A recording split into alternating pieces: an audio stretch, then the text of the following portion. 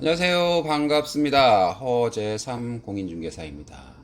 제가 오늘 준비한 영상은 최근 고시원과 관련한 정보를 공유하는 온라인 커뮤니티인 아이러브 고시원에 자신을 고시원 원장이라고 밝힌 A씨의 글이 올라와 충격을 주고 있다는 내용입니다.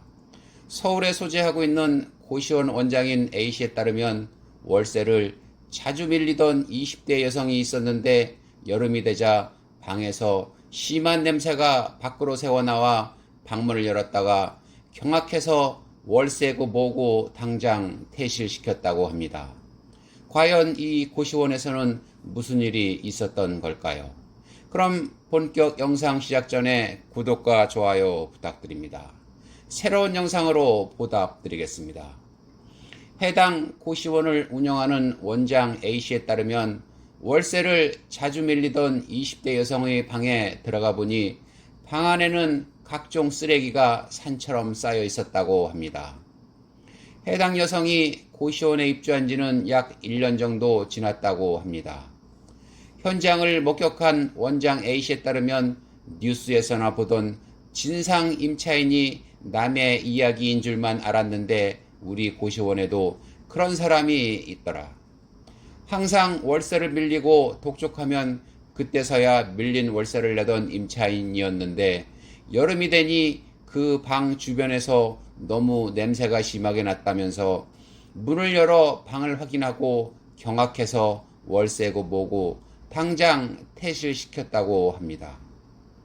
고시원 원장 A씨에 따르면 해당 여성이 입주한 방 주변에서 썩은 냄새가 항상 진동했는데 여름이 되자 냄새가 점점 심해져 고시원 전층으로 퍼졌다고 합니다.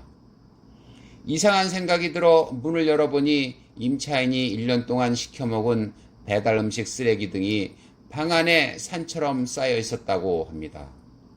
또한 방에서 대소변을 봤는지 찌린내에 말로 형용할 수 없는 냄새가 방 안 가득 진동하고 초파리와 구더기가 바글바글 했다고 합니다. 고시원 원장 A씨는 해당 여성을 퇴실 조치한 뒤 방을 가득 채운 쓰레기와 벌레를 전부 치운 상태지만 아직까지 냄새가 방에 배어있는 바람에 문을 못 열 정도라고 합니다. 아이러브 고시원에 올라온 다른 고시원 원장의 비슷한 사연도 있습니다. 지난 5월 방을 심하게 어질러 놓고 간 임차인이 있었는데 퇴실 후 방을 치우는데 쓰레기가 산처럼 쌓여 있어 재활용 봉투 30개와 일반 쓰레기 봉투 10개를 사용해서 다 치웠다고 합니다. 또한 바퀴벌레도 득실거렸다고 합니다. 그러면 이러한 세입자들 때문에 정신적, 물질적으로 피해를 본 고시원 원장들이 법적으로는 어떠한 손해배상을 받을 수 있을까요? 보통 아파트나 원룸 건물 계약서 작성 시 월세액을 감안하여 보증금을 넉넉하게 받는 경우가 많지만 고시원의 경우에는 계약 기간이 짧게는 수일 단위에서 길게는 수년까지 계약하는 경우가 많다고 합니다. 또한 이곳에 입주하는 분들 중 대부분이 일용직 종사자나 고령층 또는 월세를 절약하려는 분들이 많아 보증금을 많이 받지 못하는 실정이라고 합니다. 만약 임차인이 수개월씩 월세를 밀리고 야반도주하거나 배째라고 버티는 경우에는 민세상 손해배상 청구하기도 쉽지 않은 것이 현실입니다. 따라서 이러한 고시원들은 임대차 계약서 작성 시 입주자의 신원을 제대로 확인하고 퇴실 시 원상복구 의무 등을 꼼꼼하게 기재해야 할 것입니다. 임차인은 계약기간 종료 후 퇴실 시 입주 당시 상태를 유지할 의무를 가지며 원상복구 의무도 있습니다. 이번 고시원 사건처럼 월세를 수개월씩 밀리거나 방에 기본적으로 구비되어 있던 설비를 망가뜨리거나 손해를 끼쳤다면 민사상 손해배상뿐만 아니라 사안에 따라 재물 손괴죄나 업무 방해죄까지도 적용될 수 있습니다.